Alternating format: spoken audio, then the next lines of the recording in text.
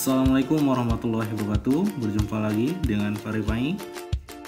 Dalam video pembelajaran ini materi kita adalah mata pelajaran Bahasa Indonesia di kelas 4. Yaitu untuk di semester atau di pertemuan video pembelajaran ini kita masuk ke tema 6, yaitu indahnya negeriku dengan kompetisi dasar 3.7 yang dimana siswa kalian harus mengetahui atau dapat menggali pengetahuan baru yang terdapat pada teks non-fiksi. Ya, ini kita di semester 2 masuk ke tema 6, indahnya negeriku dengan kompetisi dasar 3.7 menggali pengetahuan baru yang terdapat pada teks non-fiksi. Yang dimana dalam tema ini ada 3 judul. Dalam video pembelajaran hari ini kita hanya membahas satu subjudul saja, menggali informasi teks non-fiksi dengan menjawab pertanyaan. Dari judulnya saja, kalian diharapkan dapat mengetahui dan mampu menggali informasi teks non-fiksi dengan menjawab pertanyaan. Nah, artinya dalam konteks-konteks nanti kita dalam video pembelajaran ini akan dibahas bagaimana solusi dan kunci menjawab soal dari teks yang disediakan. Kenapa? Biasanya kita dalam teks membaca teks itu sangat cepat dan buru-buru. Itu adalah membuat kita menjadi terkecoh dalam menjawab soalnya atau jawabannya yang keliru. Maka itu perhatikan video ini dengan baik dan seksama, karena harapkan kalian bisa mampu menjawab soal-soal nanti yang disediakan. Oke, kita lanjut. Baik, sebelum kita lanjut, kita harus paham dulu apa itu teks non-fiksi ya. Nah, teks non-fiksi adalah teks karangan yang dibuat atas dasar fakta atau hal-hal yang benar-benar terjadi dalam kehidupan sehari-hari. Beda dengan fiksi ya, sekali lagi, teks fiksi itu adalah teks karangan, kebalikan dari teks non-fiksi. Jadi dengarkan dengan baik, kalau teks non-fiksi itu adalah teks karangan yang benar-benar terjadi dalam kehidupan kita sehari-hari ya. Nah, kalau teks fiksi itu adalah teks yang berisi karangan yang belum tentu terjadi sebenarnya berdasarkan pengalaman si penulis itu sendiri atau keinginan si penulis itu atau hayalan imajinasi si penulis itu sendiri. Kalau fakta dan itu tidak benar-benar terjadi, ya itu biasanya ada di cerpen, novel, ya, fabel atau dongeng dan yang lain-lainnya yang bersifatnya itu adalah hayalan atau imajinasi seorang penulis ya. Tapi kalau teks non-fiksi itu adalah teks yang benar-benar terjadi.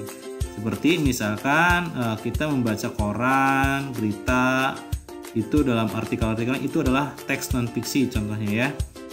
Kita lanjut.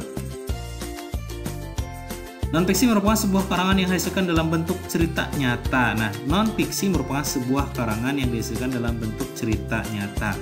Jadi dalam proses kehidupan peristiwa sehari-hari, misalkan ya perayaan atau festival atau misalkan ciri khas suatu daerah, itu ditulis dalam bentuk cerita tapi berdasarkan hasil nyata, penglihatan panca indera, baik penglihatan dan pendengaran kita sesuai dengan keadaan yang sebenarnya. Dibuatlah di cerita agar semua orang yang membaca mengetahui, oh ini cerita atau faktanya seperti tentang berita yang disampaikan. Nah, ini fungsi dari non-fiksi itu sendiri. Dilanjut ya. Nah, ciri teks non-fiksi ada 3. Yang pertama, memiliki sifat faktual ya. Ini harus, kalau non-fiksi itu kalau bukan faktual bukan non-fiksi, berarti adalah fiksi ya. Faktual itu fakta yang sebenar-benarnya terjadi gitu ya. 2, menggunakan gaya bahasa baku sehingga jelas. Maksudnya apa gaya bahasa baku yang jelas itu?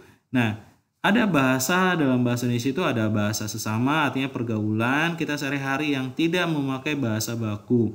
Nah, bahasa baku ini digunakan biasanya kita dalam penyampaian berita atau menulis suatu surat kabar.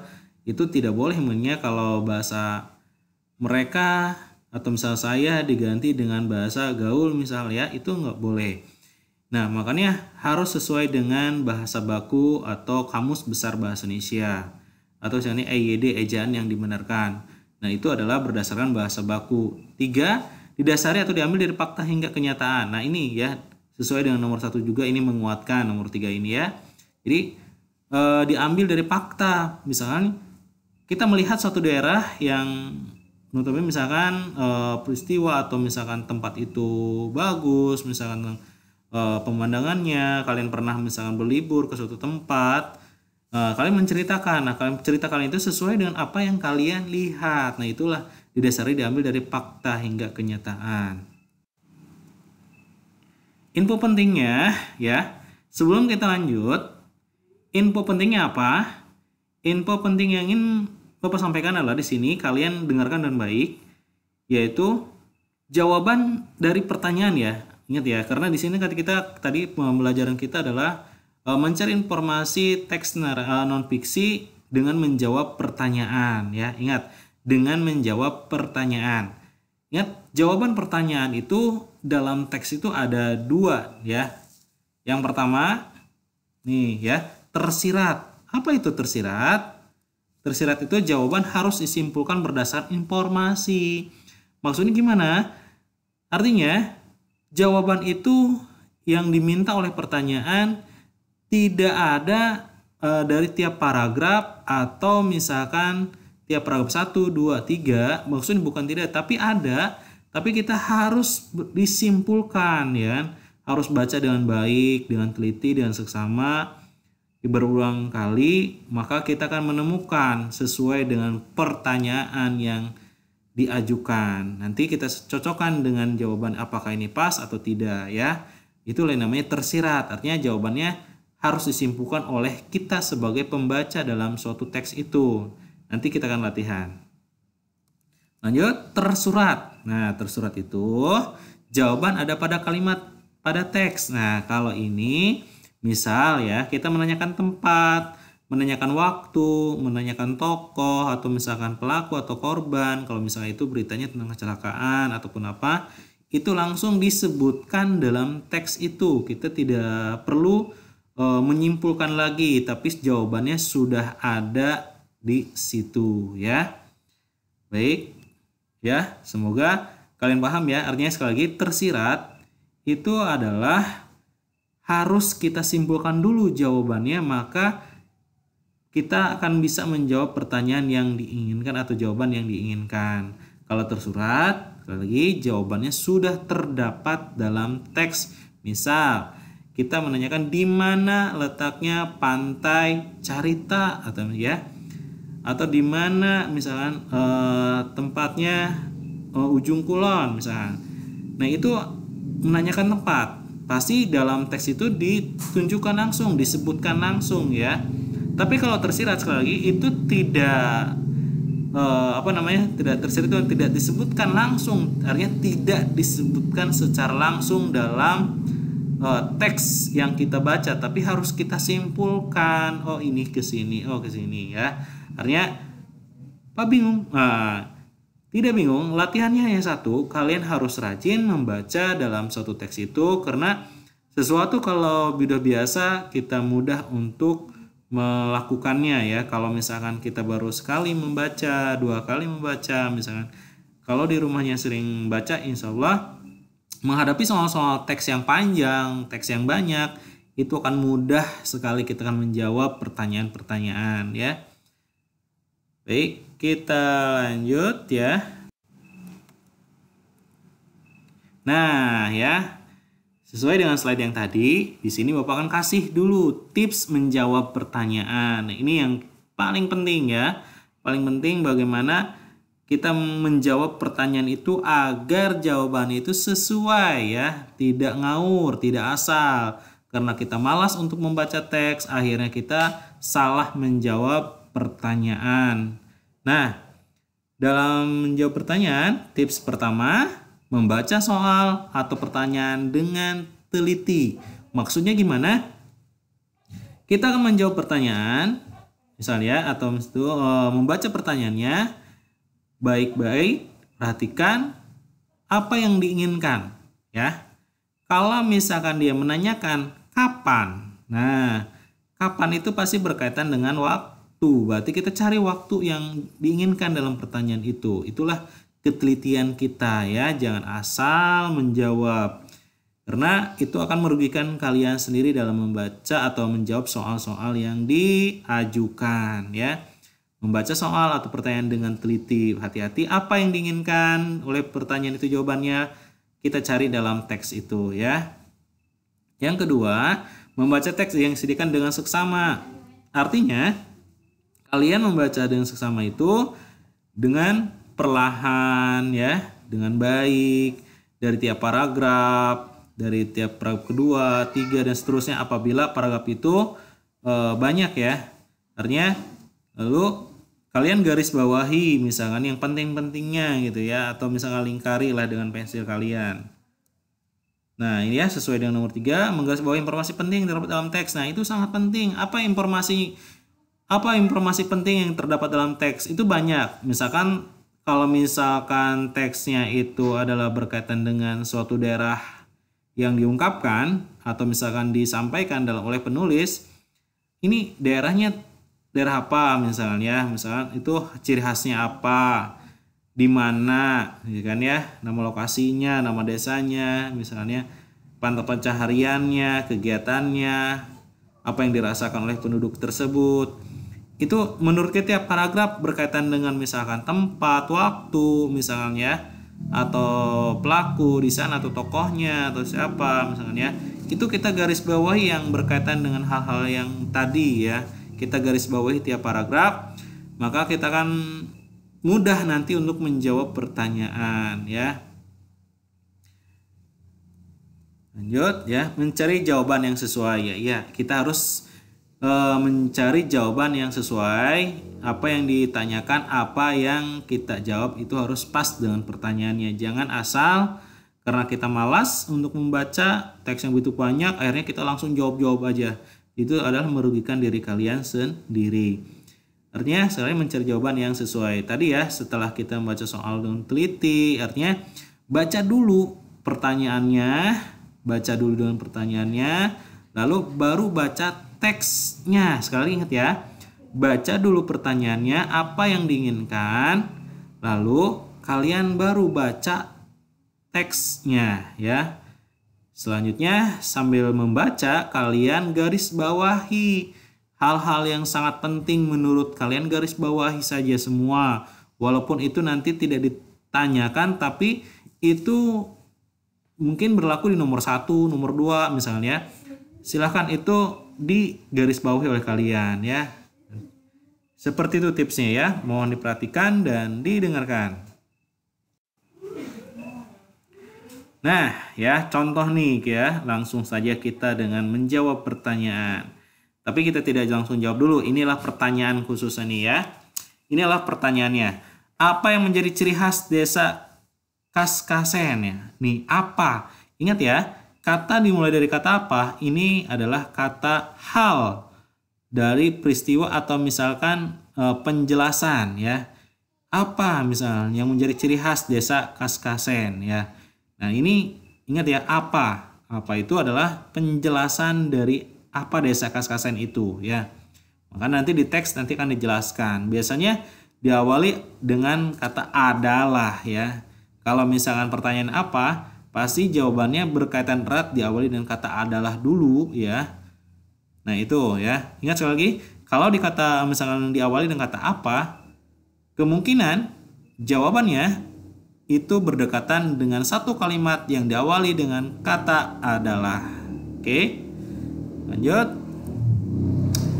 Nomor 2, di manakah letak desa Kaskasen? Ingat, ya, kata di mana itu menunjukkan berarti letak atau tempat, ya. Ini kan di manakah letak desa Kaskasen? Oke, ini desa. Berarti bisa kita lebih atasnya, misalkan nama kota atau kabupaten atau nama provinsi atau nama pulau ya. Itu berarti dari desa Kaskasen adalah salah satu unsur yang terkecil. Berarti kalau di mana letaknya, berarti ini kita ambil yang paling besar, misalkan nama kecamatannya, nama kota atau kabupatennya, atau misalkan provinsinya ya. Di mana, ingat ini di mana itu menanyakan letak atau tempat. Kata kunci di mana menanyakan atau jawabannya harus bersifat tempat ya. Nomor 3, mengapa desa Kaskasen dikenal sebagai perkampungan bunga? Ingat ya, kata kunci dimulai dari kata tanya mengapa, itu jawabannya harus berbentuk alasan ya, mengapa. Ya, desa Kaskasen itu disebut atau dikenal sebagai perkampungan bunga, kenapa? Nah ya, pasti dalam teks dijelaskan ya alasannya kenapa gitu kan, mengapa atau kenapa atau mengapa, ini jawabannya berkaitan dengan alasan ya. Itu berarti penjelasan si penulis, nanti sifat-sifatnya dari penulisnya ya. Nanti kita akan bahas teks-teksnya yang berkaitan bagaimana kita bisa mengelompokkan kata apa, di mana, mengapa ya. Dan yang nomor 4, tuliskan manfaat yang didapat dari bertani bunga di desa Kaskasen. Nah, nomor 4 ingat ya, tadi ini pertanyaan yang dimana jawabannya itu harus kita simpulkan, karena sifat pertanyaan seperti ini adalah berbentuk tersirat ya, bukan tersurat. Kalau nomor 1, 2, 3 itu biasanya udah tersurat, artinya jawabannya sudah ada dan disebutkan langsung oleh si penulis.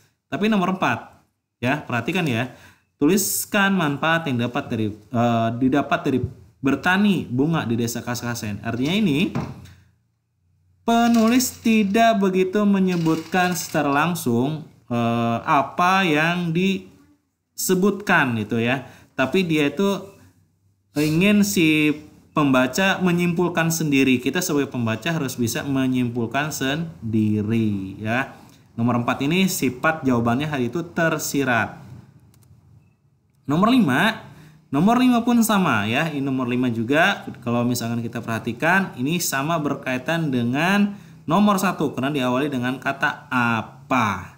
Apa yang dilakukan oleh penduduk saat bunga-bunga di desa Kaskasen musim panen tiba.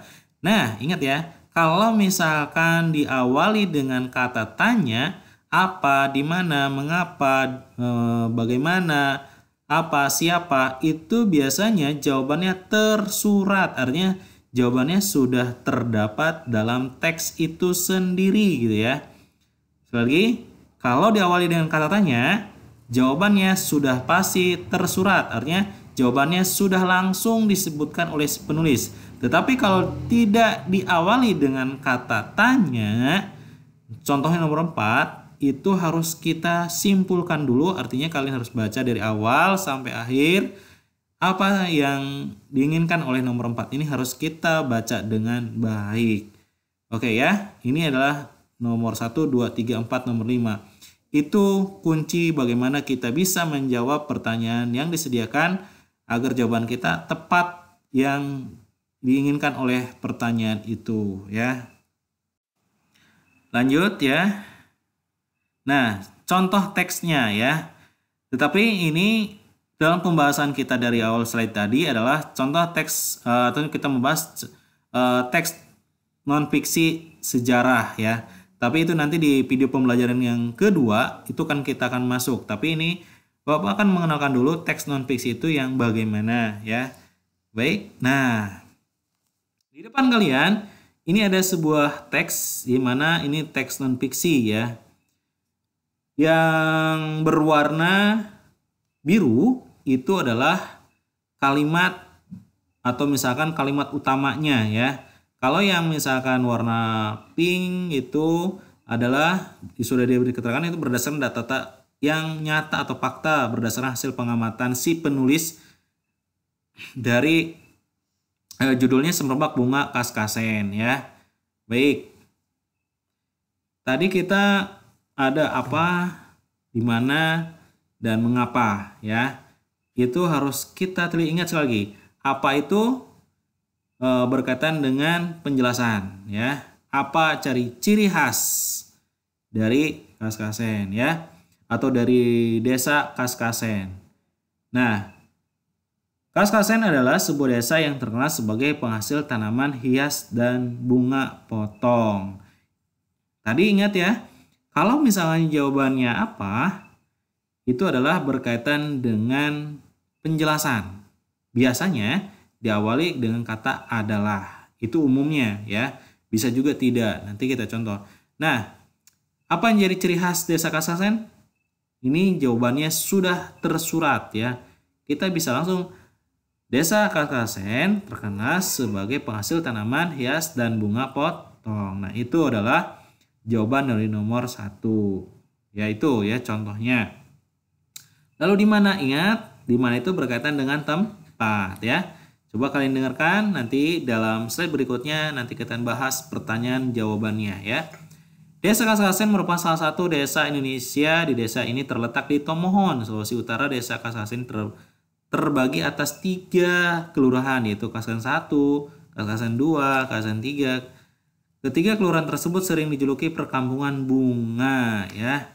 Desa ini selalu memanen jutaan tangkai bunga setiap tahunnya. Banyak bunga yang tumbuh di desa ini disebabkan oleh tanah yang gembur serta udara yang sejuk yang tersedia di desa Kaskasen. Selain itu, di desa Kaskasen terdapat kepercayaan bahwa nanam Kaskasen berasal dari bahasa Belanda, brocation, yang berarti lindung tanaman budidaya. Sebagai perkampungan bunga, pekerjaan sebagai besar penduduk di desa ini adalah petani bunga ya. Bermacam-macam jenis bunga ditanam di desa Kaskasen. Oke ya, Bapak Stopkan. Ini adalah contoh dari teks non-fiksi. Artinya ini berdasarkan sesuai yang kenyataan dan faktanya ada. Desa Kaskasen itu di Tomohon ya. Berdasarkan pengamatan si penulis, maka si penulis membuat suatu teks yang menjadi informasi kepada kita sebagai pembaca agar mengetahui di Indonesia itu ada sebuah desa yang sangat luar biasa. Hampir seluruh warganya menanam suatu bunga ya, menjadikan suatu mata pencarian utama mereka ya. Ini ya contoh teks non fiksinya ya. Kita akan lanjut di slide berikutnya. Nah, menjawab pertanyaan ya. Apa yang menjadi ciri khas desa Kaskasen? Nah, penghasil tanaman hias dan bunga potong. Apa ciri khasnya? Itu penghasil tanaman hias. Ini ada di teks atau kalimat pertama. Nah, ini ya. Nah, ini berkaitan dengan kata apa? Jadi berkaitan dengan kata apa ini biasanya ada di mulai dari kata adalah. Sekali lagi ya. Kalau mulai kata apa? Nomor 2, di manakah letak desa Kaskasen? Nah, di mana? Ingat, ini berkaitan dengan tempat. Terletak di Tomohon, Sulut atau Sulawesi Utara ya. Mengapa desa Kaskasen dikenal sebagai perkampungan bunga? Karena semua penduduk desa bekerja sebagai petani bunga ya. Jadi mengapa desa Kaskasen dikenal sebagai perkampungan bunga? Karena ya. Ingat, kalau misalkan ada jawaban, misalkan kalian ada option dalam suatu pilihan multi choice atau PG ya, pilihan ganda. Lalu kalian misalkan ada pertanyaan ya, dimulai dari kata mengapa. Ingat, hilangkan jawaban yang tidak mengandung kata karena ya. Karena kalau diawali dengan kata mengapa, biasanya berkaitan erat dengan jawabannya diawali dengan kata karena. Begitu ya. Lalu nomor 4 sama nomor 5 ya. Silahkan kalian bisa berlatih ya dalam buku pembelajaran bahasa Indonesia ya, bisa kalian lihat di tema yang kita bahas dalam video pembelajaran ini. Baik ya. Itu saja dalam video pembelajaran ini. Untuk selanjutnya Bapak ucapkan terima kasih atas segala perhatiannya. Assalamualaikum warahmatullahi wabarakatuh.